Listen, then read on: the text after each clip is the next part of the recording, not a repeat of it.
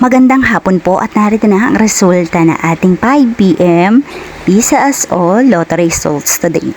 Ngayong araw po ng Martes, June 2, 2026. At para po sa draw natin ngayon ay ang 2D Lotto at ang 3D Lotto. At para po sa Lotto More updates, pasubscribe na lang din po ako sa aking channel at pahit na din ng notification bell.